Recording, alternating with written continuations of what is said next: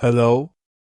If you're listening, you're probably comfortable, maybe already settled under a blanket, maybe letting the weight of the day slowly dissolve. This is a video about what happens when you die. Not in a frightening way, not in a philosophical way, just in a quiet, simple, biological way. We're going to take a gentle look at the end of a life, walking backwards through the final moments, step by step, as if we're slowly and softly rewinding a film. There's no need to remember anything, no need to follow closely. Just let the words wash over you. And if you fall asleep somewhere along the way, that's perfectly fine. That's exactly the point. So let's begin, with the body completely at rest. Imagine a body lying still, so still that the stillness itself feels like a kind of deep, endless silence.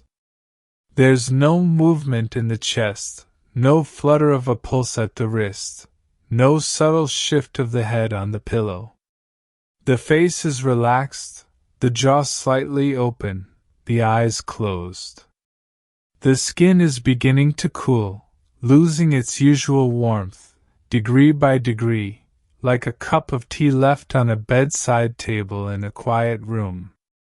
And if you were to touch the back of a hand, it would feel different, not cold in the way we think of cold, but simply absent of that gentle, living heat we all carry without ever noticing.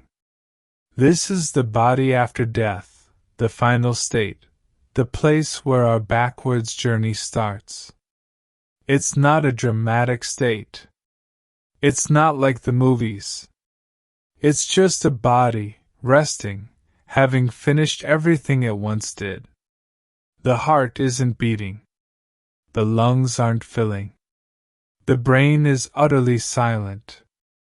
And in that silence, nothing is broken in a painful way. It's just stopped.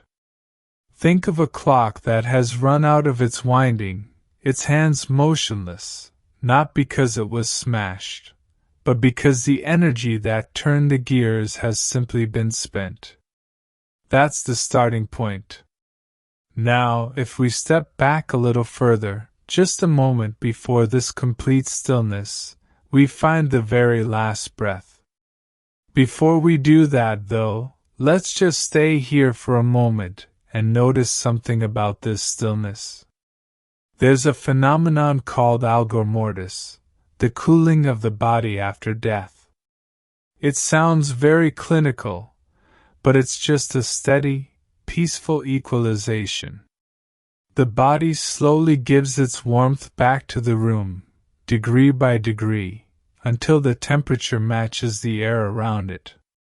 It's as if the body is having a very long, very slow exhale of all the heat it generated over a lifetime. And this cooling is not a violent process. It happens gently, at roughly 1 to 1.5 degrees Fahrenheit per hour, depending on the environment.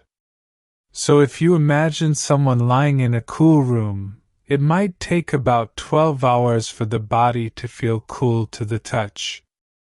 In a warmer room, it takes longer. But the point is, it's gradual, unhurried, like the dimming of a light that fades so slowly you can't pinpoint the exact moment the room goes dark. That's the rhythm of everything we'll talk about tonight. There's no sudden cut, no sharp edge. It's all just a soft unwinding. Now, stepping back a tiny bit, before the body was this still, there was the last exhalation. The final breath out.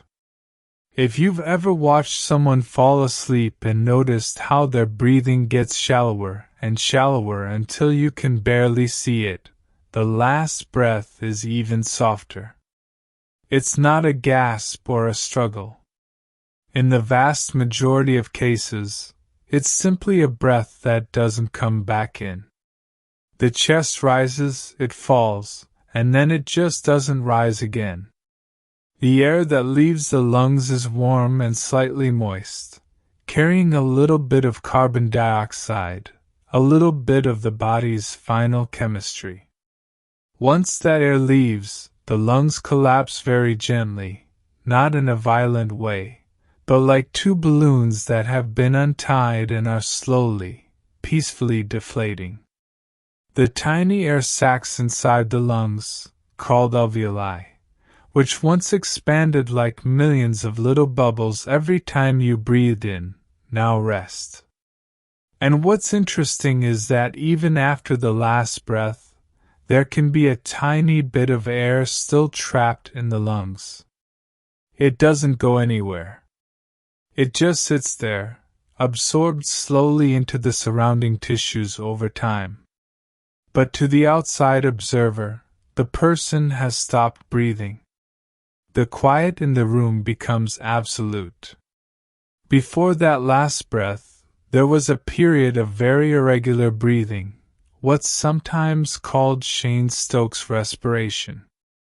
This is where the breathing pattern changes, and it can be very soothing to understand. Instead of the steady, rhythmic inhale and exhale we do all day without thinking, the breaths start to come in waves.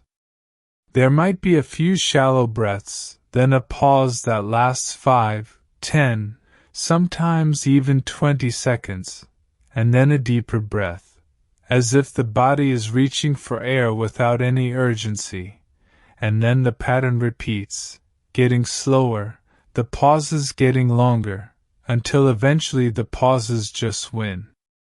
To someone sitting at the bedside, this can look concerning, but for the person experiencing it, there's no sense of suffocation.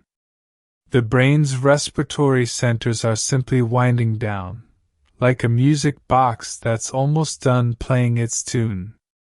The pauses are not moments of panic. They're more like the gaps between thoughts when you're drifting off to sleep, those little empty spaces where consciousness fades for a second before coming back. Eventually, one of those gaps doesn't close, and that's the last breath. And here's the thing. The last breath is not really the end of anything inside the body's cells. If we step back even further, before that final exhalation, the body was still functioning in a very low-key way. The heart was still beating, though feebly. The blood was still moving, though slowly. And the brain, well, the brain was in a very peculiar state. This period, the final minutes, is marked by a gradual shutting down of electrical activity. The brain uses a huge amount of energy when you're awake and thinking, less when you're sleeping, and even less in these final moments. It's as if the brain is dimming its own lights, room by room, turning off the switches in a vast, quiet building. The cerebral cortex, the outermost layer that handles all the complex stuff like language, memory, and awareness, is usually the first to go quiet. This is why people who are dying often lose the ability to speak, or they speak in fragments, or they seem to drift into a dreamlike state where they might mention people or places from long ago. It's not frightening. It's just the brain retracing its steps, the way you might walk through a childhood home in a dream, vaguely recognizing doorways but not being fully present. The deeper parts of the brain, the ones that control basic functions like heart rate and breathing, keep going a little longer. They're like the emergency lights in a building that run on a backup battery. They're simpler, more ancient, harder to shut down. And so the heart continues, sometimes for minutes after the person has lost awareness. The heartbeat might become irregular, fluttering instead of beating steadily. The pulse at the wrist becomes thready, meaning it feels thin and weak under the fingers. If you were to place a stethoscope on the chest, you'd hear not the crisp lube-dub of a healthy heart, but a distant, muffled, hesitant rhythm, like someone softly tapping a finger on a table, slower and slower, until finally it stops. This is the moment most medical definitions point to as the time of death. But it's just a moment in a long, flowing sequence. Before the heartbeat ceased, there was a cascade of chemical changes that we can gently peel back and look at. The body's cells, you see, are always doing a kind of dance between sodium and potassium ions across their membranes. This dance is what creates the tiny electrical charges that make nerves fire and muscles contract. It's called the sodium-potassium pump, and it works tirelessly, every second of your life, using a molecule called ATP for energy. As death approaches, the body stops producing ATP in its usual amounts. Not suddenly, but gradually, like a factory that's reducing its output because the raw materials are running low. Without fresh ATP, the pumps start to falter. Sodium leaks into cells, potassium leaks out. And this slow leak produces a profound stillness. Muscles that were once primed to move become limp. The jaw drops open. The eyelids might fall slightly ajar. The pupils become fixed and dilated, meaning they stay wide and don't respond to light. It's not a sign of distress. It's just a sign that the tiny muscles in the iris have lost their tension, like the string of a puppet being cut. This is the state of primary flaccidity, the first wave of muscle relaxation immediately after death. And it's what gives the face that peaceful, smooth look.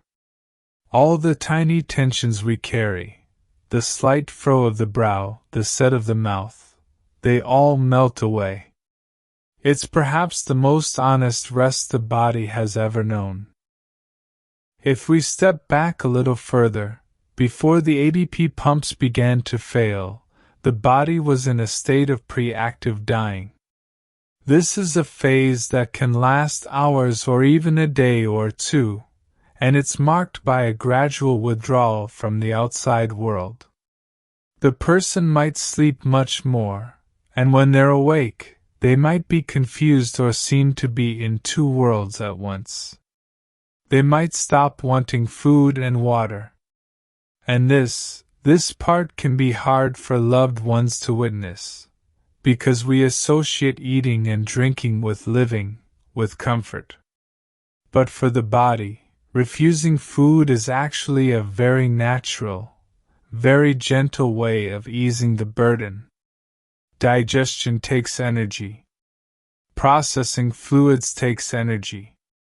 The body, in its quiet wisdom, begins to conserve its dwindling resources for the heart and the brain, the last two candles still burning. The mouth might become dry, but a simple moistening of the lips is usually all that's needed. Thirst, as a sensation, fades because the brain's thirst center is also shutting down. So the person isn't suffering from lack of water. They're simply not registering it, the way you don't register the feeling of your socks when you're deeply absorbed in a calm thought. This withdrawal is the body's way of letting go in stages. The senses dim one by one.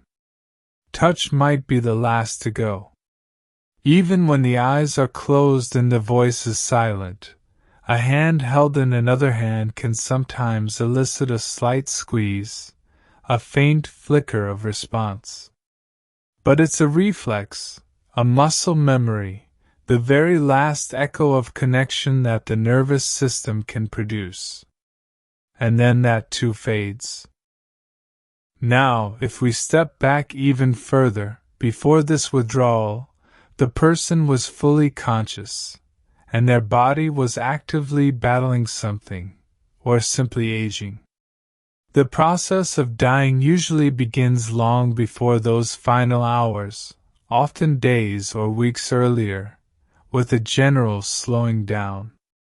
In old age, the body's systems naturally decline. The heart muscle becomes a little stiffer, the lungs a little less elastic, the kidneys a little less efficient at filtering. It's not a disease, it's just wear.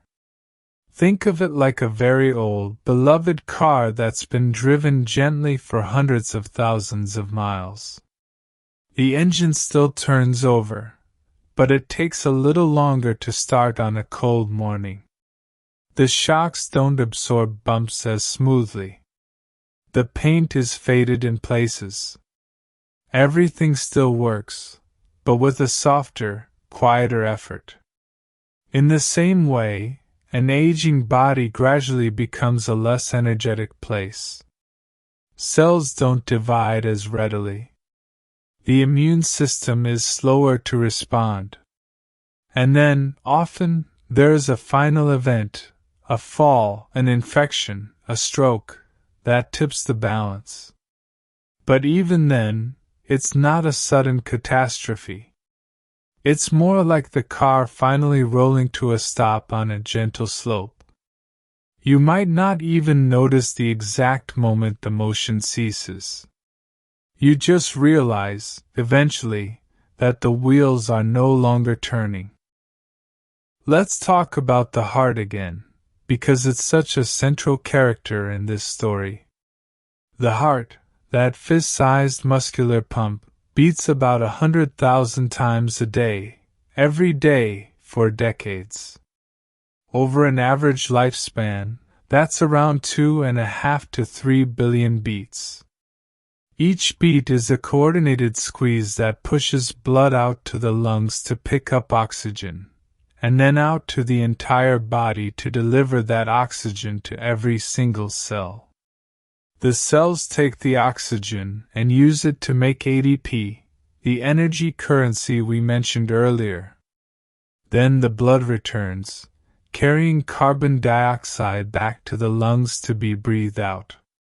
This cycle is so reliable that we don't think about it. We just assume it will continue. But the heart is a muscle, and like any muscle, it can tire. It can become starved of its own blood supply if the coronary arteries narrow. That's what happens in a heart attack. A blockage cuts off oxygen to a section of the heart muscle, and that section begins to die. The heart's electrical system, which tells it when to beat, can also falter. The sinoatrial node, the heart's natural pacemaker, sends out tiny electrical impulses around 60 to 100 times per minute. As death approaches from a cardiac cause, those impulses may become erratic, too fast or too slow, or they may simply stop. When they stop, the heart doesn't contract. Blood pressure drops to 0.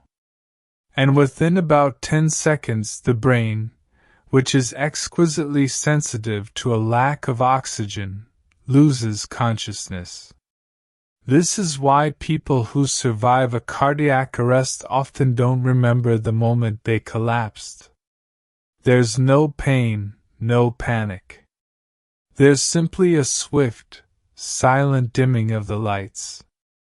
One moment they are standing or sitting, and the next, they are not there to experience anything. It's as if the screen goes blank, not with a crash, but with a quiet fizzle. But the brain doesn't die all at once. That's an important and strangely comforting detail.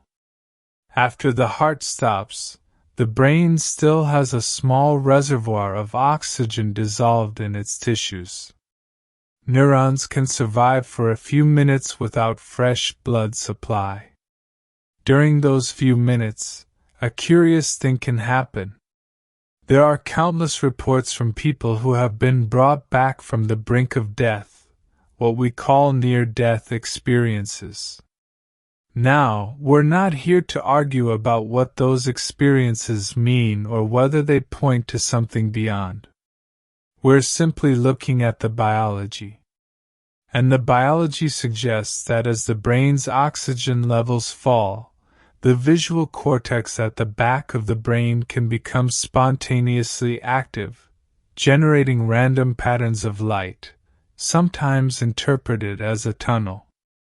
The brain's temporal lobes, which process memory and emotion, can also fire in disorganized bursts, replaying fragments of life like a shuffled deck of cards.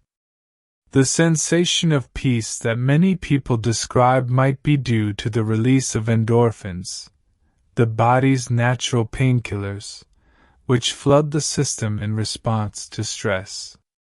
The feeling of leaving the body could be a glitch in the parietal lobe, which constructs our sense of three-dimensional space and self-location. When deprived of oxygen, that circuitry can malfunction, creating a sensation of floating or detachment. None of this diminishes the experience. If anything, it illustrates how gently the brain can disassemble its own reality, offering up a final, strange dream that feels more real than anything. The brain, in its dying moments, seems to weave a narrative out of the fragments, the way you might try to piece together a story from the last few seconds of a fading radio signal. And then, after those few minutes, the electrical activity goes flat. The brainstem, the deepest and most hardy part, surrenders. The last traces of consciousness, whatever consciousness is, are gone. Now, if we step back from the moment the heart stops, we can look at other ways that death arrives, each with its own quiet sequence. Consider a massive stroke, where a blood vessel in the brain bursts or is blocked. The brain tissue that is deprived of blood swells and then dies. Depending on where the stroke occurs, different functions shut down. If it's in the left hemisphere, speech goes first. The person might understand what's happening but be unable to form words. If it's in the brainstem, breathing and heartbeat might stop immediately, with almost no preamble. But in many cases, a stroke is not an instant lights out. It's a gradual fading. The person might feel a strange numbness on one side of the body, a tingling that spreads. The world might start to tilt. Sounds might become muffled. There's often no pain, just a deep confusion that quickly turns into a sleepy acceptance. The brain's own error detection systems shut down, so the person may not even realize anything is wrong.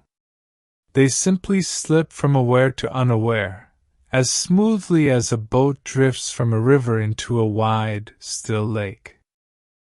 Another common pathway is organ failure, often from long-term illness like kidney failure or liver failure. When the liver fails, toxins that are normally filtered out begin to build up in the blood.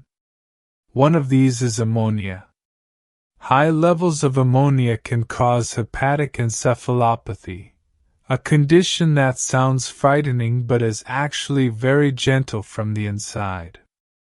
The brain becomes slowly, almost dreamily, sedated. The person becomes sleepier and sleepier, drifting in and out of awareness, sometimes seeing things that aren't there, not terrifying things, but often simple, repetitive patterns or familiar faces. Eventually, they slip into a coma, and breathing stops. The whole process can take days, and it's marked not by pain but by an increasing detachment, as if the mind is wrapping itself in layers of soft cotton. Kidney failure works similarly. When the kidneys stop filtering, potassium levels rise, which can cause the heart to beat irregularly and then stop. But before that, the buildup of urea, another waste product, can cause uremic frost, tiny crystals that form on the skin, and a deep, profound sleepiness. Again, the body is not fighting. It's letting go. The sensation is one of overwhelming, irresistible drowsiness. If we step back further still, we come to the systemic changes that happen in the days and weeks before death, even when no specific organ has failed. This is called the dying process in terminal illness or extreme old age. The body's metabolism slows. The person sleeps more. They may eat less and drink less, not because they've given up, but because the body is prioritizing its remaining energy for the vital organs. The digestive system, after all, is a massive, energy-hungry organ. Shutting it down saves a lot of effort. The skin may become mottled as the circulatory system diverts blood away from the extremities to keep the core warm. So the hands and feet might feel cold to the touch, while the chest and forehead remain warm. This is called peripheral shutdown, and it's very orderly. The blood is retreating inward, like a tide pulling back from the shore, leaving the farthest reaches of the body in cool silence. If you hold a hand at this stage, you might notice a subtle bluish or purplish discoloration of the nails, a sign that oxygen is being directed to more critical areas. It's not a sign of distress. It's a sign of conservation. And now, here's something fascinating. Even after the heart stops and breathing ceases, the body is still very much a living ecosystem in a broader sense. The cells don't all die at once. In fact, skin cells and bone cells can survive for many hours, even days, after the heart stops, because they can switch to anaerobic metabolism, making energy without oxygen, for a while. So at the microscopic level, the body is a mosaic of quiet, gradually extinguishing lights. The hair and nails don't actually grow after death, contrary to the old myth. What happens is that the skin dries and retracts, which makes the existing hair and nails appear longer. It's a small optical illusion, but it speaks to the body's continued, subtle transformation. And this transformation continues for a long time. Within a few hours, the muscles that were completely limp begin to stiffen. This is rigor mortis, and it's another gentle, chemical process. Without fresh ADP, the myosin and actin filaments in the muscles lock together. The body becomes firm. It usually starts in the small muscles of the face and jaw, then spreads down to the neck, arms, and legs over about 12 hours. Then, after another 24 to 36 hours, it passes, and the body becomes limp again. It's a slow wave of stiffness that comes and goes, like a tide that rises and then falls. And during this time, the body is cooling, settling, returning its constituent parts to the environment.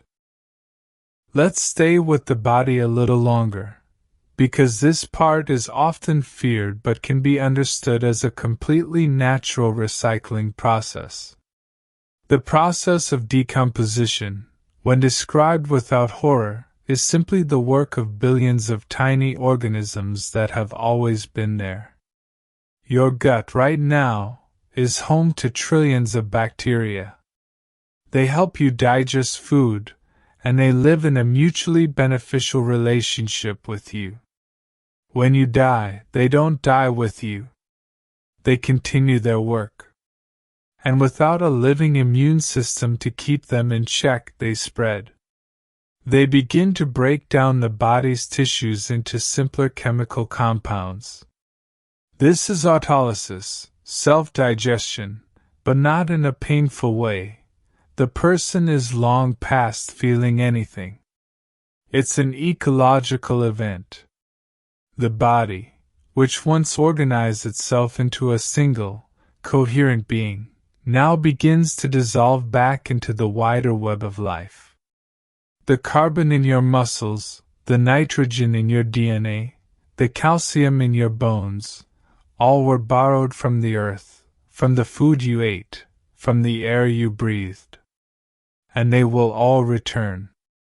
In a very real chemical sense, you are only ever a temporary arrangement of atoms. Death is the moment when that arrangement stops being maintained against entropy. Entropy, the tendency of all systems to move toward disorder, was held at bay by your body's constant work. Now, entropy gently and silently resumes.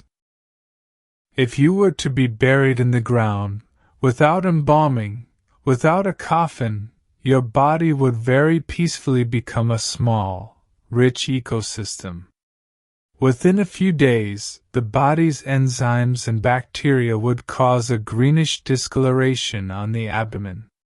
Gases would form, causing slight bloating, and then the soft tissues would liquefy over weeks and months. This sounds brutal when we say it bluntly, but when we step back and see it from the perspective of the soil, it's a quiet gift. A dead body returns nutrients to the earth.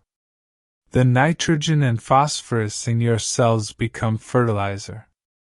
Your atoms are taken up by roots and fungal networks, incorporated into grasses, trees, flowers.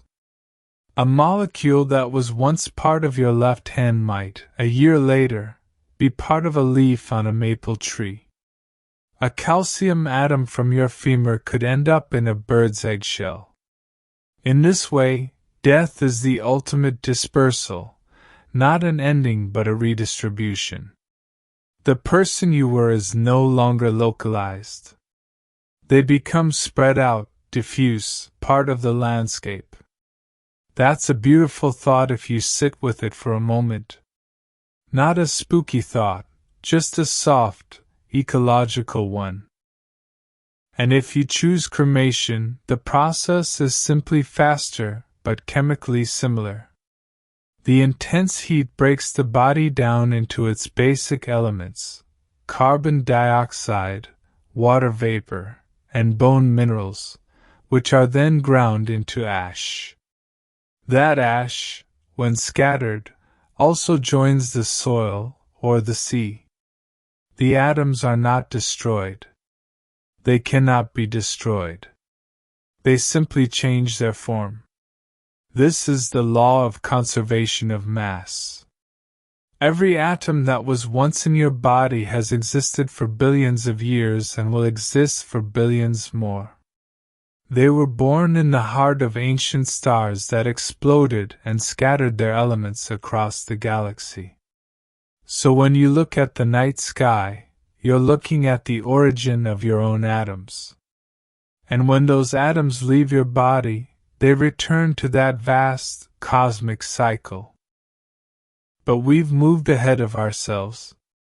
We're supposed to be walking backwards, peeling away the layers, moving from the stillness after death to the living moments before. So let's gently rewind again, leaving the decomposition and the ashes behind, and come back to the final breath. Before that breath, we talked about the period of deep unconsciousness, the coma-like state that often precedes death. But what about the hours before that? The time when the person might still be somewhat aware though drifting? This is often called the transitional phase. In this phase, the person might seem to be in a different world. They might speak to people who aren't present, often deceased relatives. They might reach out towards something unseen. To the family, this can be comforting or unsettling, but from a medical standpoint, it's likely the result of reduced oxygen to the brain and the release of stored memories. The brain is literally rifling through its archive. And here's a gentle analogy. Think of the brain like a library at closing time. The lights are being turned off section by section. The librarian, the conscious mind, has already gone home. But a few books have fallen off the shelves and are lying open, and their pages are being read by the faintest, last light. Those pages are the memories and images that surface in the final hours. They're not necessarily meaningful, just random, but they can seem deeply symbolic to those who witnessed them. And for the person experiencing them, they are as real as anything you've ever dreamed. There's no fear. The fear center of the brain, the amygdala, has already gone quiet. Let's spend a moment with the idea of fear itself. Many people's greatest anxiety about death is the moment of dying. Will it hurt? Will I be terrified? And the evidence from those who have been resuscitated, and from the biology, suggests that the dying process is designed, in a sense, to be gentle. The body has built-in mechanisms to ease the transition. The brain releases endorphins, the same chemicals that create the runner's high, which produce a sense of calm and even euphoria. The oxygen drop itself can induce a feeling of lightheadedness that, if you've ever stood up too quickly and felt faint, is not unpleasant. It's a sort of warm, rushing sensation, a closing in from the edges of your vision, a muffling of sound. And then, before you know it, you're not there. The moment of crossing is, for the vast majority, not a moment of agony.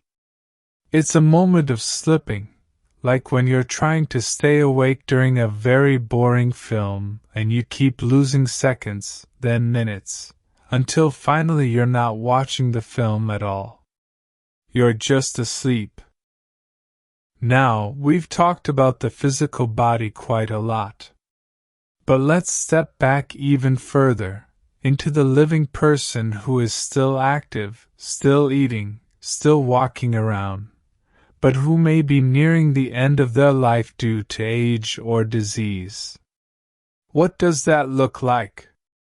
It looks like a gradual lessening of the force of life.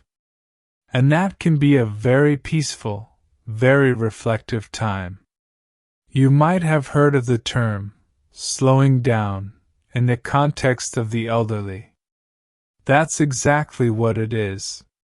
The body's systems are all running at a slightly lower gear. The person might take more naps. They might lose interest in activities that once seemed crucial. They might speak less and listen more. This is not depression. It's a natural, pre-programmed withdrawal. Some scientists call it terminal drop or terminal decline, but those terms sound harsh. It's more of a gentle coasting, like when you're on a bicycle and you stop pedaling. You don't fall off immediately. You just glide along, gradually losing speed, until you come to a soft, almost imperceptible stop. The person is still there, still present, but they're using less fuel, generating less heat, making fewer waves. And during this time, a strange and lovely thing often happens. There's a phenomenon known as terminal lucidity, where someone who has been unresponsive or confused for days or weeks suddenly, just hours or even minutes before death, becomes clear. They sit up, They recognize family members. They speak coherently. They might even crack a joke or ask for a favorite food. And then, just as suddenly, they fade back and die. It's as if the brain, in its final act, pulls together all its remaining resources for one last, beautiful performance. The lights flicker on one last time before the power goes out for good. No one knows exactly why this happens, but it's a great comfort to many. It suggests that the self, the personality, all those stored connections, are not simply erased like a hard drive. They can flare up again, even at the very edge. If we take another step back, before the terminal phase, we find the living, breathing person who is simply walking through their final months or years. And here we can talk about the social and emotional process that Elizabeth Kubler-Ross famously described as the 5 stages of grief: denial, anger, bargaining, depression, acceptance. But these were originally described for the dying person themselves, not just the bereaved. And they are not linear, not at all. A person might dip in and out of these stages like a bird weaving through trees. One day they might feel angry at the unfairness of it all. The next, they might be calmly planning their funeral arrangements. The next, they might be in denial, convinced the doctors are wrong. This is all normal. It's the mind's way of assimilating an enormity that it cannot process all at once. And when acceptance finally comes, it is often accompanied by a profound sense of peace. The fight goes out of them, not in a defeated way, but in a rested way. They stop struggling against the current and let themselves float. This is the emotional and psychological version of the body's physical slowdown. The two go hand in hand. Now let's rewind even more and consider the entire lifespan as a series of chemical and physical processes that are always, from the very first cell division, moving toward an end. When you were born, your body already had an inbuilt clock, a kind of maximum limit on how many times your cells could divide. This is called the Hayflick limit. Most human cells can only divide about 50 to 70 times before they senesce, meaning they stop dividing and either self-destruct or hang around in a dormant state. The reason lies in the telomeres, the protective caps at the ends of your chromosomes. Each time a cell divides, the telomeres get a tiny bit shorter. When they get too short, the cell gets the signal to stop. This is a built-in anti-cancer mechanism, because the more cells divide, the more chances there are for mutations to occur. So in a way, aging and eventual death are the price we pay for not getting cancer every few years. It's a trade-off. The body is designed to be robust for a certain period, long enough to reproduce and raise offspring, and then it gradually, gracefully declines. From an evolutionary perspective, death is not a flaw. It's a feature. It clears the way for the next generation, preventing overcrowding and allowing new genetic combinations to arise. So death serves life. It's not the enemy. It's the quiet partner that makes the whole dance possible. If we step back to the very beginning of a human life, conception, we see that from the start, the process of growth is also a process of heading toward an end. The embryo grows by cell division, but those very divisions set the timer ticking. In a poetic sense, we are all dying from the moment we are born. But that's not a morbid thought. It's just a fact. Every beginning implies an ending. Every breath you take uses up a little bit of the total breaths you will ever take. But you don't think about that when you're living, and that's the beauty of it. Life is lived in the present, in the forward momentum. Only when we look back, as we're doing now, do we see the arc. And what an arc it is! A human life is a story of a few billion heartbeats, a few 100 million breaths, a series of meals and conversations and sleeps and wakes. And at the end, the body closes the book. Not with a slam, but with a gentle closing, the way you might close a beloved novel after the last page, and just sit with it for a moment in the quiet. Now, I want to take a slight detour and talk about brain death, because it's a concept that has confused many. Doctors can now keep a heart beating and lungs breathing with machines, even when the brain has completely and irreversibly ceased to function. This is called brain death, and it is legally and medically recognized as death. The person is not coming back.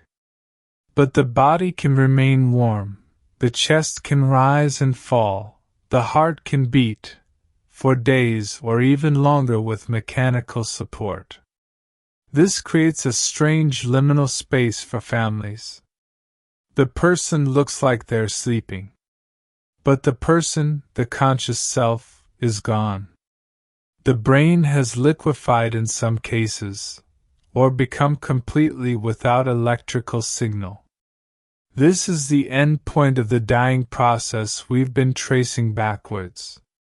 If we were to walk forward from brain death to total bodily death, we'd see all the same stages we've talked about, just artificially delayed.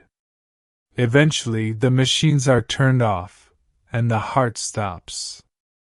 And then the quiet, natural sequence resumes. Rigor mortis. Cooling. Decomposition.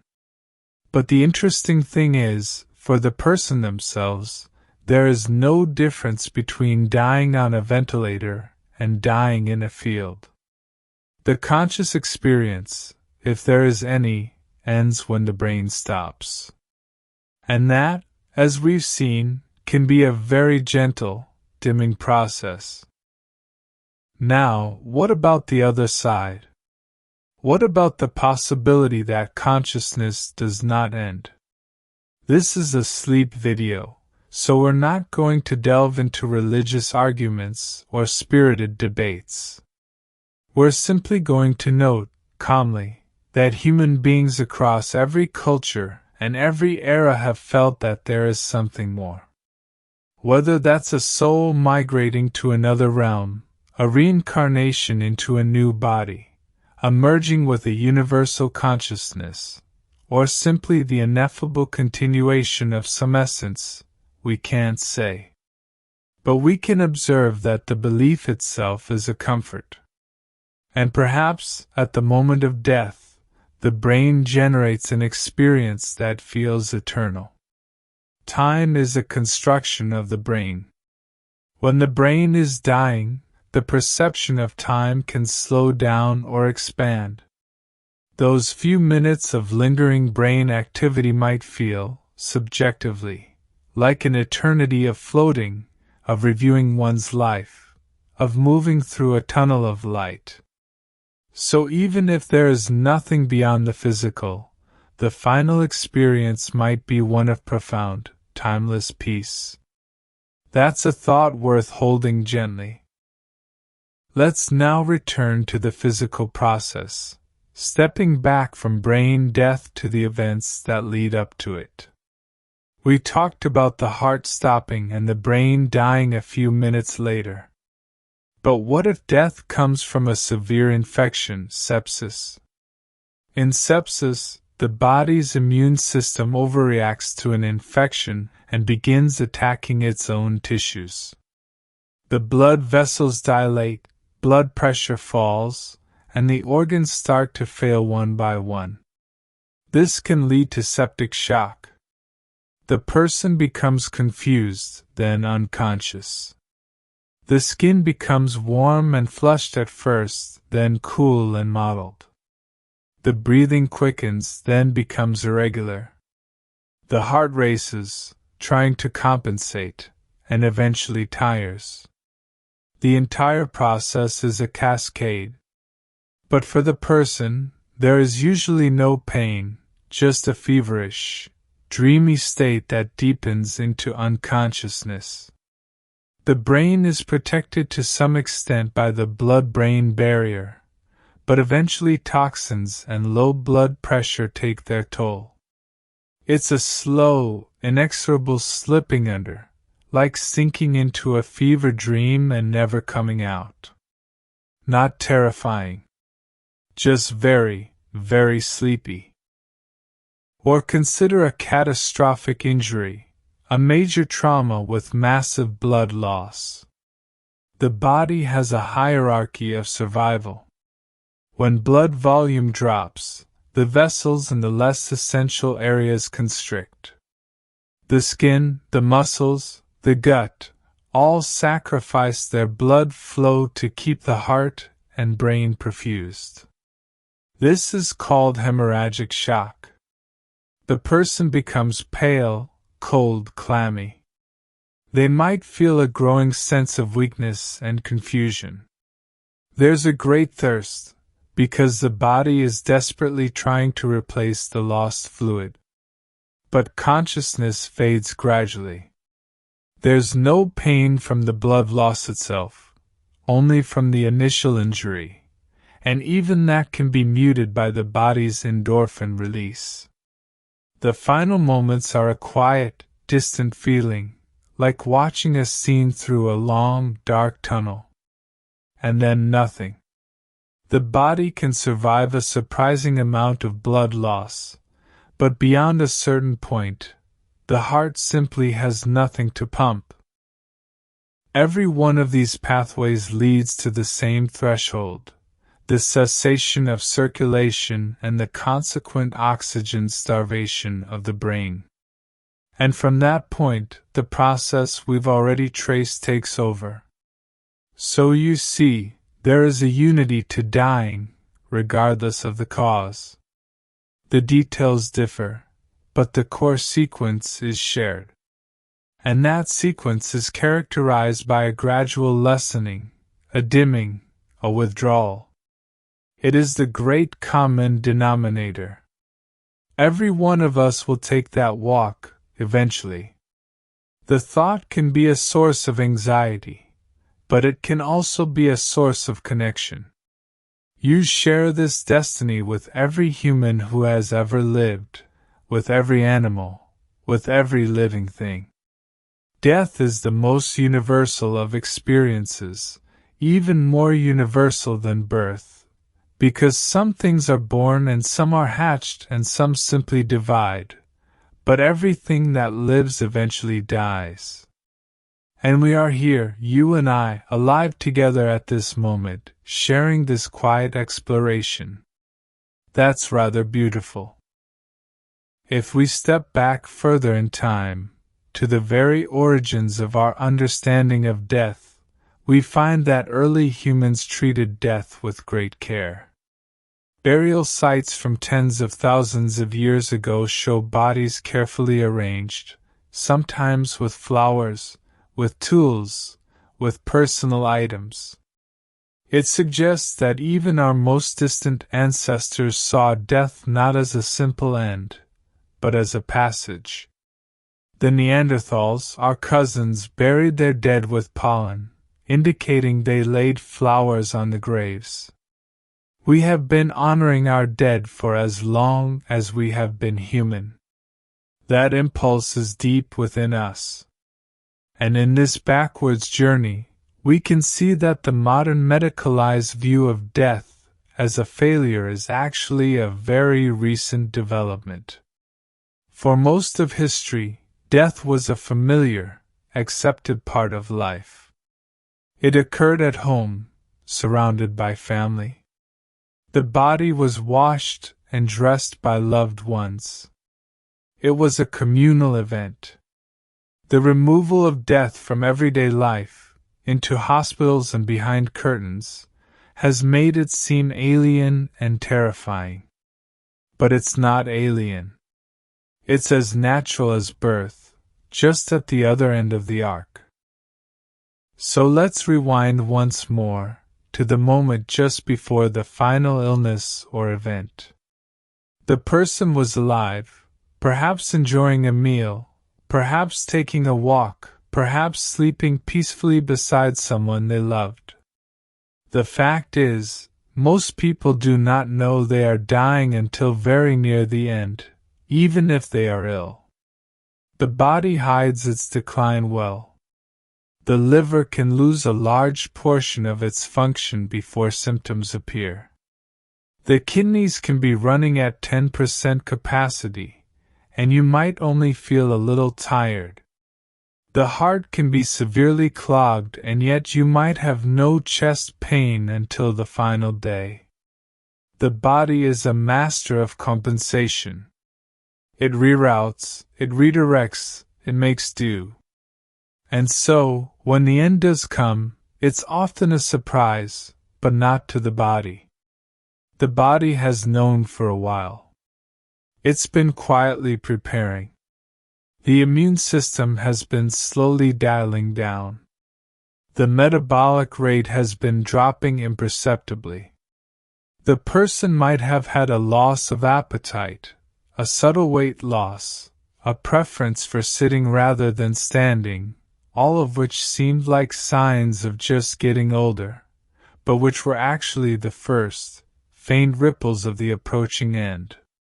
This is called pre-terminal decline, and it's so gradual that it's often only visible in retrospect. And here's a gentle, almost hypnotic thought. Right now, even as you lie here listening, your body is doing its own quiet, constant work of living. But it is also, in the very same processes, engaging in the earliest stages of its eventual decline. Not tomorrow, not in a month, but someday. Your cells are turning over, your telomeres are shortening, your proteins are folding and sometimes misfolding. You are, at this very second, moving at an incredibly slow, peaceful pace toward the same stillness we started with. And that's not a dark thought. It's just the truth. It's like the way a long, beautiful sunset is already happening from the moment the sun begins to rise. The setting is built into the rising. The ending is written into the beginning. It doesn't make the midday sun any less glorious. It just gives it a quiet poignancy. Now, as we continue this backwards walk, we can take a broader view and consider the biological definition of life itself. What does it mean to be alive? Biologists often list characteristics: organization, metabolism, homeostasis, growth, reproduction, response to stimuli, adaptation. Death is the loss of these characteristics. But notice that it is almost never a simultaneous loss. It is a cascade. First, the organism loses its ability to maintain homeostasis, its internal balance. Then metabolism slows. Then responses to stimuli cease.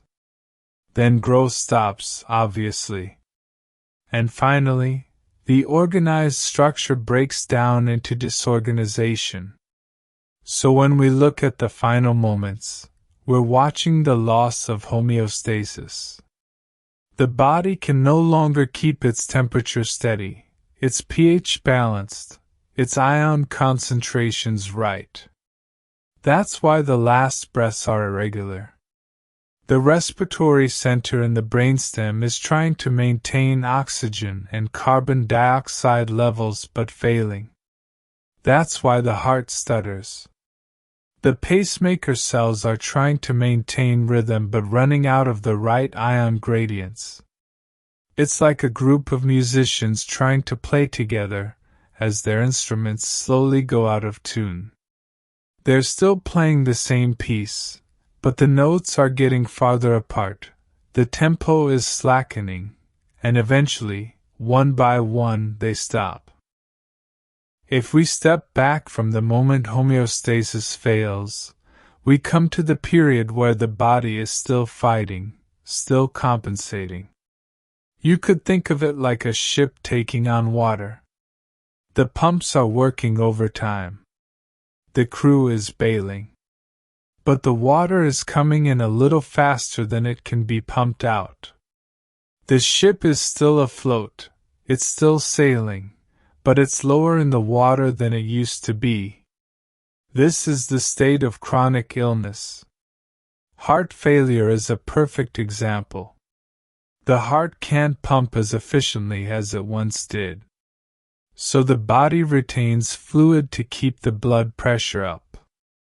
The kidneys sense the reduced flow and activate hormones that constrict blood vessels and hold on to salt and water. This makes the heart's job even harder, but it keeps the brain perfused. The person might have swollen ankles, shortness of breath, a persistent cough. They're uncomfortable, but they're alive. And over time, the medications and the body's compensations create a delicate equilibrium. Then, one day, something tips the balance. A slight dietary indiscretion, a forgotten pill, a cold virus, and the ship starts to sink faster than the pumps can manage. That's the final decompensation. And it leads, step by step, to the cascade we've explored. Now, I promised we'd keep going back, layer by layer. So let's rewind past the chronic illness, past the gradual decline, and arrive at a time when the person was fully well. They were vibrant, healthy, with no thought of death on the horizon. And yet, even then, the seeds were there. The genetic predispositions, the accumulated mutations, the tiny plaques in the arteries that began forming in childhood, the environmental exposures. Every life, even the healthiest, is a journey from a single cell to a complex organism and back again. That single cell had its own death programmed into it from the start, because the default state of a cell, in the absence of survival signals, is to die. It's called apoptosis, programmed cell death. Throughout your life, millions of your cells have been quietly committing suicide every day to make way for new ones. The body dies a million small deaths every single moment. Your skin cells flake off, your gut lining is replaced every few days, your red blood cells retire after about 4 months and are dismantled in the spleen. Death is not something that happens only at the end. It is woven into the fabric of living. Life cannot exist without continuous cell death. Without apoptosis, you would have no fingers, because your embryonic hand starts as a paddle and the cells between the future fingers must die for the digits to separate.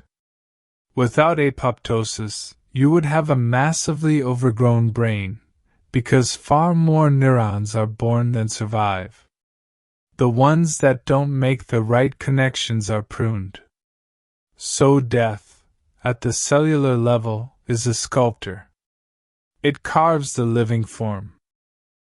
This might feel like a sharp turn, but it's actually the same thread we've been pulling. If you zoom out from the dying person and look at the whole life, you see a continuous pattern of death and renewal. And then, at the end, the renewal stops, and death has the final word, but only the final word in that particular arrangement. The atoms go on. The energy, in the form of heat, radiates out into the room, into the world, and eventually into space. Nothing is lost. The law of conservation of energy says that the total energy in a closed system remains constant. Your body heat, when you die, is not destroyed. It warms the surrounding air by an infinitesimal amount. That warmth is then mixed into the room, the house, the atmosphere. A tiny fraction might eventually escape into space, traveling outward as infrared radiation, joining the cosmic microwave background, the echo of the Big Bang itself. So in a very literal sense, when you die, your energy goes back to the universe. And it will be part of the universe forever. Now, this might seem like a good place to stop rewinding, but the backwards journey we've been on is not over. We've gone from the stillness after death, to the last breath, to the final heartbeat, to the brain's last flicker, to the days of withdrawal, to the months of decline, to the healthy body, to the embryo, to the cells, and we're about to go even further back. Because we can step back from the individual life entirely and look at the evolution of death as a phenomenon. As I mentioned, death is a necessary part of the multicellular life cycle. But how did it evolve? The first living things on Earth, around 4 billion years ago, were single-celled organisms that reproduced by dividing. There was no death in the sense we know it. The parent cell simply became 2 daughter cells. The original cell disappeared, but its matter lived on. This is a kind of immortality. And in fact, some single-celled organisms today, like bacteria, are potentially immortal if conditions remain favorable. But when multicellular life evolved, it brought with it a division of labor. Some cells became germ cells, eggs and sperm, capable of giving rise to the next generation. The rest became somatic cells, body cells, that would support the germ cells but would not themselves be passed on. The somatic cells became disposable. And thus, death entered the biological world. It was a trade-off. In exchange for the complexity of a body, you give up individual immortality. You borrow atoms from the earth, you organize them temporarily into a thinking, feeling being, and then you return them. You are, in a very real sense, a single generation's messenger of genes, a temporary vehicle that carries the immortal germ line. The genes are passed on, reshuffled, and continued. The body is a leaf that grows in the spring, does its work through the summer, and falls in the autumn. The tree itself, the gene pool, endures. So death is as old as bodies. Every animal, every plant, every fungus, has a lifespan. And the lifespans vary enormously. Some mayflies live only a few hours as adults. They emerge, mate, lay eggs, and die before the sun sets. To them, a human life must seem impossibly long, a stretch of time so vast it's like a geological era. To a Galapagos tortoise that can live over 150 years, a human life might seem a bit short. And to a bristlecone pine tree that can live for 5,000 years, our entire recorded history is a fraction of its lifetime. Yet all of them die. The bristlecone pine will eventually be brought down by disease, fire, or simply the slow accumulation of structural flaws. There is no escape. And that's okay. The natural world does not mourn. It just continues cycling. Let's take this gentle notion and apply it to the human experience of grief. Because when someone dies, the ones who remain feel a sharp, aching absence. That grief is a testament to connection. It hurts because love is real. And if you are listening to this and you've lost someone, you know the way that grief comes in waves like the tide. It retreats for a while, then returns with unexpected force. Over time, the waves get smaller and less frequent, but they never fully stop. And that's fine. That's as it should be. Grief is the continuation of love in another form. When the person dies, the relationship doesn't die. It changes. It becomes a relationship with memory. And in that way, the dead live on within the living. Neurobiologically, when you remember someone, you are activating the same neural circuits that fired when you were actually with them. Their voice, their face, their laugh are all encoded in the physical structure of your brain. So in a very tangible sense, they are still present in the world, just not in their original body. They are distributed across the minds and hearts of everyone who knew them. And when those people die, some of that residue might be passed on in stories, in photographs, in the way someone tilts their head because they learned it from their mother. The influence of a life is like ripples on a pond. The stone sinks, but the ripples reach the shore. We're still walking backwards, and now we're entering the realm of culture and history. How have people thought about death across time? In ancient Egypt, the body was carefully preserved because the soul was thought to need it in the afterlife. The process of mummification was a meticulous, ritualized dance of dehydration and wrapping, designed to maintain an eternal form. The pyramids were immense burial chambers, designed to ensure the pharaoh's safe passage to the next world. In ancient Greece, the dead were buried with a coin under the tongue to pay Charon, the ferryman who carried souls across the river Styx. The Elysian fields awaited the virtuous. In ancient Mesopotamia, the dead went to a dark, dusty underworld called Urkala, where they ate clay and wore feathers. In many Buddhist traditions, death is followed by rebirth, and the ultimate goal is to escape the cycle entirely through enlightenment. The Tibetan Book of the Dead is a guidebook for the consciousness as it navigates the intermediate state, the bardo, between death and the next incarnation. It is read aloud at the bedside to help the dying person recognize the clear light of reality, and not be frightened by the visions that arise.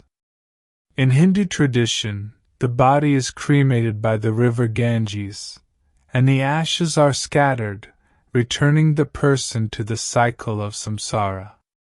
In many indigenous cultures, the dead are considered part of the community, ancestors who are consulted and honored. The traditions are as varied as humanity itself, but they all serve the same purpose: to make sense of the transition, to provide a container for grief, to affirm that the person mattered. What's striking is the near universal intuition that the self does not simply vanish. Even people who are strict materialists often find themselves talking to dead loved ones, feeling their presence, sensing them in certain places. This is not a sign of mental illness. It's the natural functioning of a social brain. For most of our evolutionary history, if someone was not physically present, it meant they might be back. The brain's default assumption is persistence. It takes a lot of cognitive work to override that assumption and accept that someone is permanently gone. So the ghost, the spirit, the ancestor, is a very natural mental construct. It's the mind's way of keeping the loved one close. And in sleep, we can still dream of them, and in those dreams they are alive, perhaps even telling us that they are fine. Those dreams are a form of time travel, a brief reunion. Now we need to return to the biological, because our journey is not complete. We step back from the body after death to the moment of death, backwards through the shutting down of systems, to the decline, to the healthy life, to birth, to conception, to the embryo, to the cells, to evolution. But we haven't yet gone all the way back to the atoms themselves, the very beginning of the universe. Let's do that gently. Every atom in your body, except the hydrogen which was formed in the Big Bang, was forged in the core of a star that lived and died before our sun was born.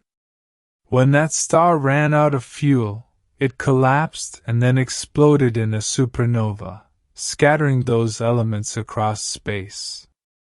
Some of that debris coalesced into our solar system, into the Earth, into the first single-celled organisms, and eventually, after billions of years of evolution, into you. You are, as Carl Sagan famously said, star stuff. And when you die, that star stuff will return to the cosmos. The atoms will disperse, and some may eventually be drawn into another star, another planet, another life. The pattern that was you will be gone, but the ingredients will persist. So death, on a cosmic scale, is just a change of address. This is a deeply calming thought if you let it settle. The universe is about 13.8 billion years old. You have been dead for most of that time, in the sense that your atoms existed but were not arranged into you. For billions of years you were not you. Then, for a fleeting few decades, you assembled. You woke up. You experienced sunrises and music and love and the taste of bread. And then you will disassemble and go back to your former, vast, unconscious existence. The brief interval of life is a gift. The return to the non-living is not a punishment. It's simply the natural state of things. The physicist Erwin Schrödinger once described life as a process of negative entropy, a local pocket of order that, for a brief period, defies the universal trend toward disorder by feeding on energy from the sun, ultimately from the Big Bang. When you die, that local pocket of order relaxes. Entropy catches up. Your body returns to the equilibrium it interrupted for a short while. It's not sad. It's physics. And now, if we truly want to step all the way back, we can go before the Big Bang, into the unknown, but we won't. Instead, let's step back to the very instant of death from a different angle, the moment the brain's electrical activity ceases. This is called the isoelectric line, on an EEG, a flat line. But as we've noted, the brain doesn't shut down all at once. There is a phenomenon called spreading depolarization, or brain tsunami, described by some researchers.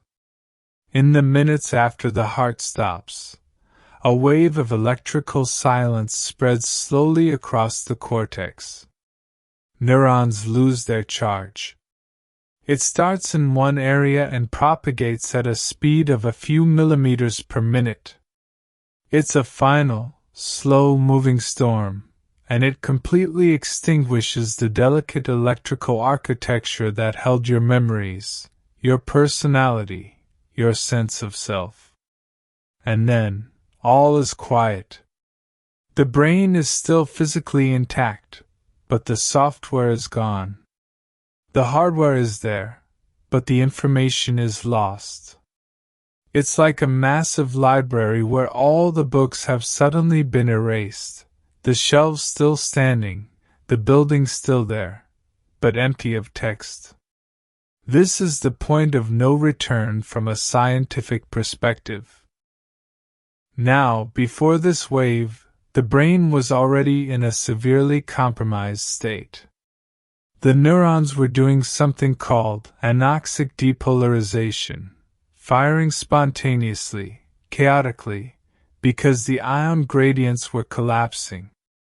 This chaotic firing might be responsible for near-death visions. The visual cortex fires, creating flashes of light. The auditory cortex fires, creating sounds or music. The memory centers fire, releasing a flood of images. All of this is happening without the coordinating oversight of the frontal lobes, which have already gone quiet. The experience, if there is one, is probably not narrative in the way we normally understand, but more of a raw sensory collage. It might be beautiful, like an abstract painting. It might be formless. We can't know. But it's comforting to think that the brain, in its final act, puts on a show. It's the last act of a complex, self-organizing system before it reaches equilibrium.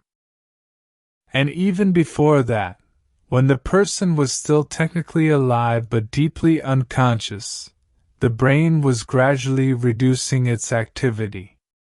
The brain waves slowed from the active beta and alpha rhythms of wakefulness, through the slower theta rhythms of light sleep, into the very slow delta waves of deep sleep, and finally into a pattern called burst suppression, where long periods of silence are punctuated by brief bursts of activity.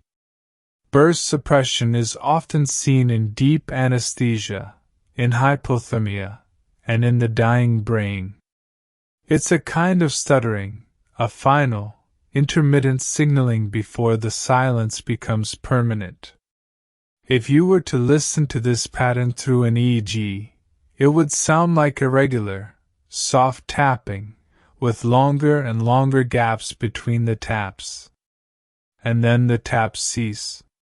So if you imagine the person drifting deeper and deeper into a sleep from which they cannot be woken, that's the subjective correlate.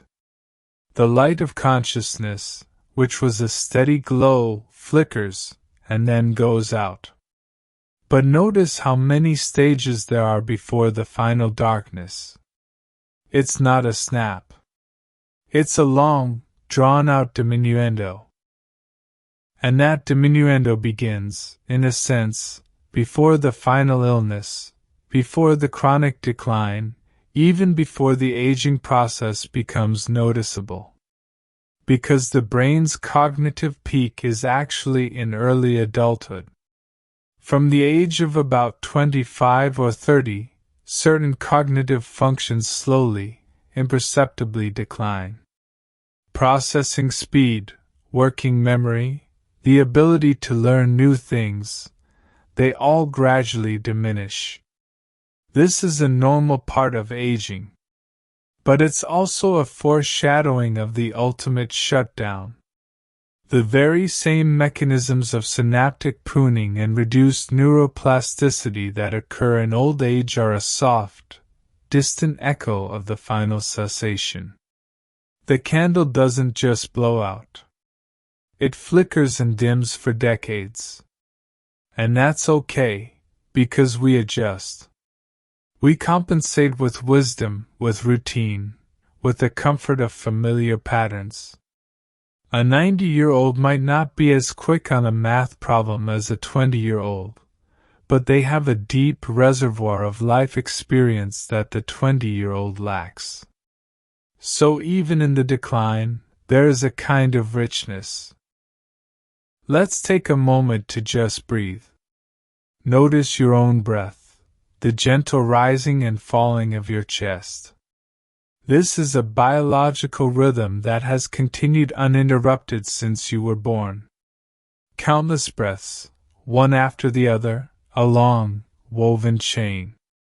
Each breath brings in oxygen, expels carbon dioxide. The diaphragm contracts, the intercostal muscles lift the ribs, and the air rushes in. Then the muscles relax, and the elastic recoil of the lungs pushes the air out. It's a cycle so automatic that you don't have to think about it. But when death comes, this cycle will end. The muscles will no longer receive the signal to contract. The diaphragm will relax for the last time, and the air will leave and not return. That final exhalation is no different from any other exhalation you've taken tonight. It's just the last one. There's a quiet, gentle ordinariness to it. And that's what we've been exploring this whole time. The ordinary, quiet, step-by-step process of the body gradually returning to the state it was in before it ever drew a breath. The air you breathe out is mostly nitrogen, some oxygen, a little carbon dioxide, and water vapor. That water vapor, when you die, might condense on a cold surface, a window, a mirror. It's a tiny, fleeting trace of your last inner atmosphere. But even that evaporates. Now, let's talk about the moment of death itself as an ethical and legal concept. We touched on brain death.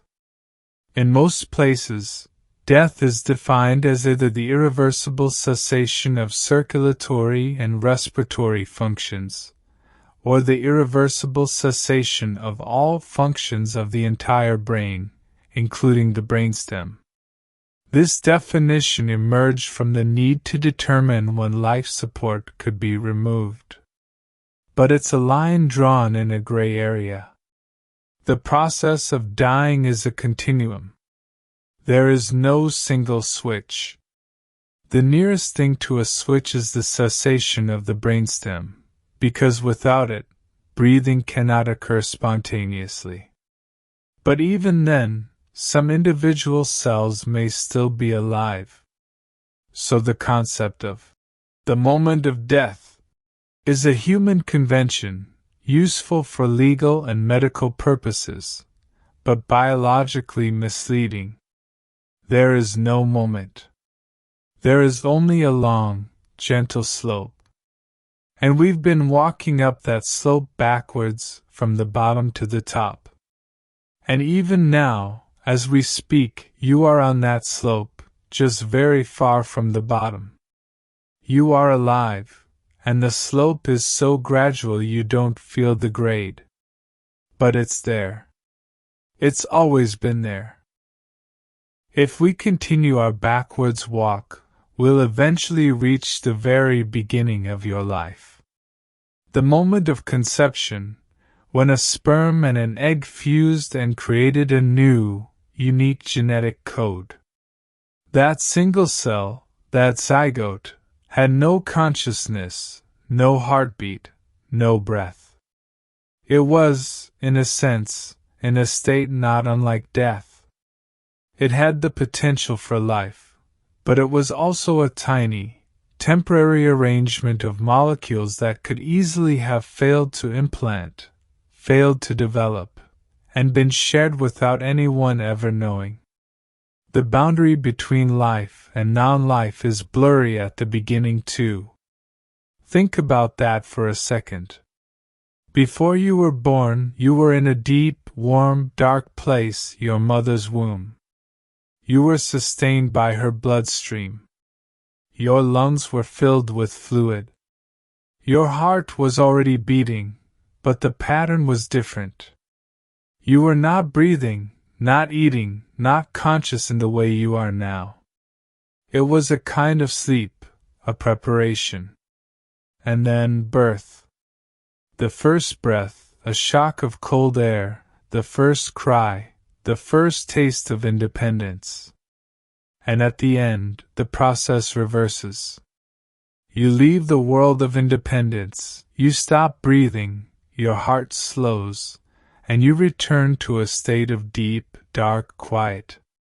It's a symmetry. The body returns to the condition it was in before birth. The circle closes.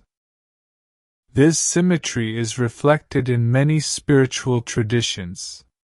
The idea that death is a return to the source, a going back home. Even in a purely materialist framework, there's a poetic truth to it. The atoms that made you first came together in the womb. After death, they disperse. You return to the earth from which you came. The molecules of your body will be indistinguishable from the molecules of the soil, the air, the water. Your individual identity will be lost, but your matter will remain. And in that, there is a kind of peace. No stress, no worry, no responsibility. Just being, in a diffuse, unconscious way, part of everything. The oxygen you breathe right now was once exhaled by a dinosaur. The water in your cells was once in the ocean, and will be again. The boundary between self and world has always been an illusion, a useful fiction for getting through the day, but at death that illusion dissolves entirely. And now, we can step back beyond your own life, to the lives of your ancestors. You are the product of an unbroken chain of successful reproduction stretching back to the first single-celled organism. Every single one of your direct ancestors survived long enough to have offspring. That's a staggering thought. You come from a line of survivors. And that line will, if you have children, continue beyond you. You are a link. Your death is the passing of the baton. The genes you carry, half from your mother, half from your father, will be recombined and passed on. Your biological contribution is made. What remains of you, in a genetic sense, is a unique set of variations that will live on in your descendants, mingled with others, until after many generations your individual contribution is diluted beyond recognition. But it's still there, a faint echo in the gene pool.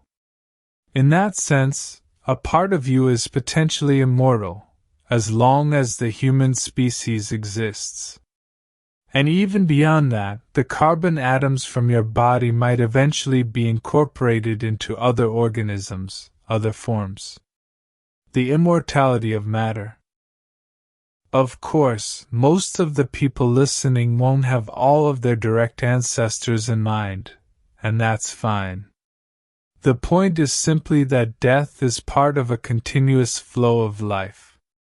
When you look at a field of grass, you're seeing the bodies of millions of plants that died and decomposed, releasing nutrients that now feed the next generation.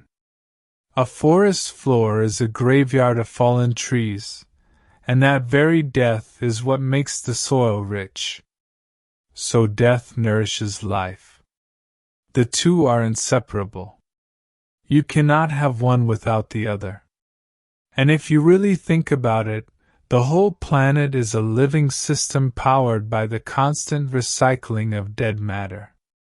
The energy from the sun is captured by plants, some of which are eaten by animals, some of which die and become soil, which grows more plants.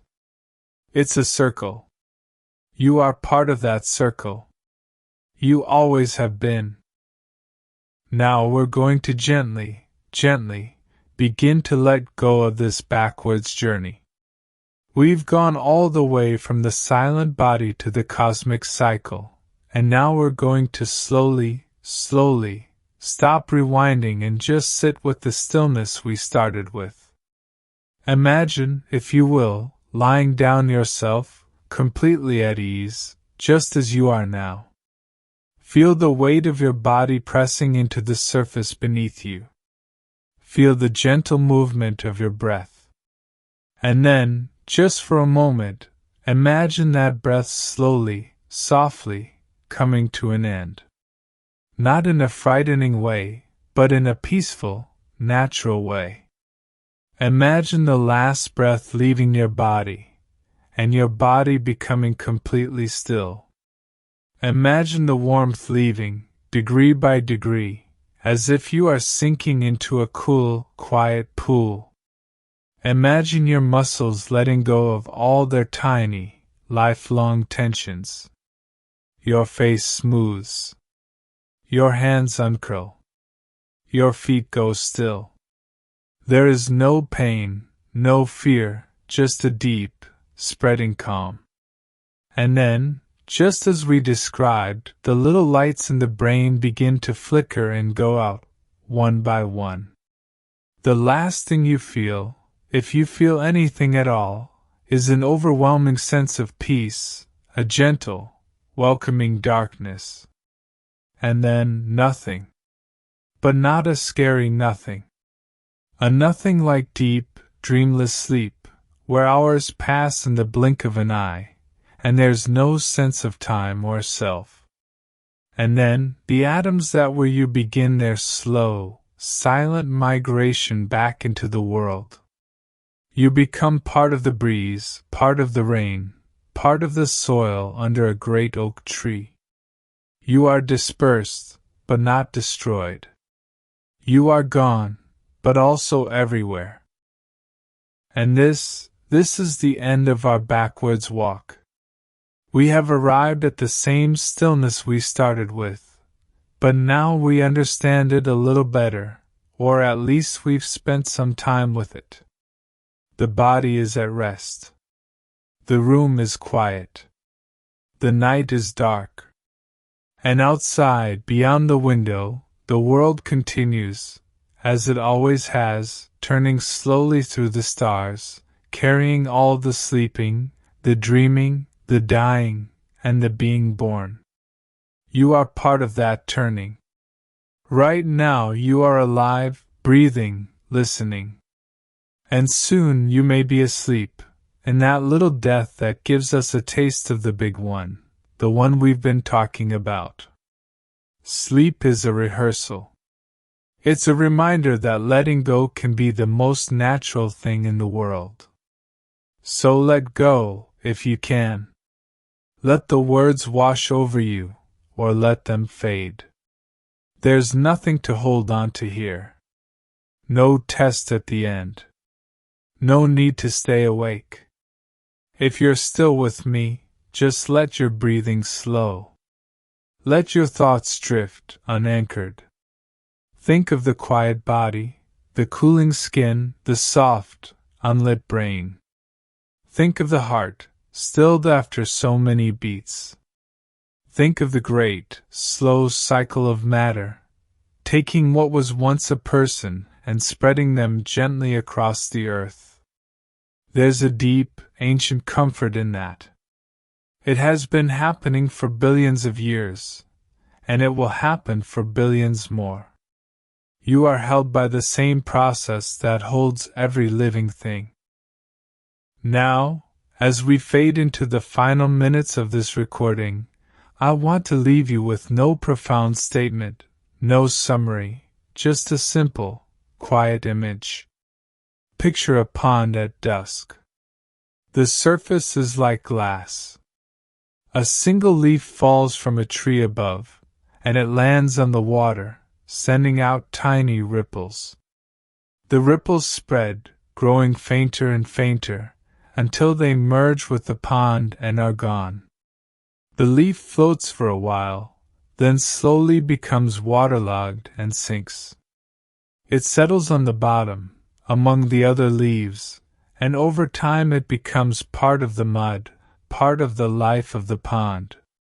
The leaf is gone as a leaf, but it's still there, in the water, in the mud, in the lily pads that will grow next spring. That leaf is a life. And the pond is the universe. And the ripples are every kindness, every thought, every love you've given. They go out and they spread, and they never completely stop. They just get too faint to see. And so, as you sleep tonight, know that you are both the leaf and the pond, the ripple and the stillness. You are here, and you are part of something vast and quiet and eternal. And that is enough.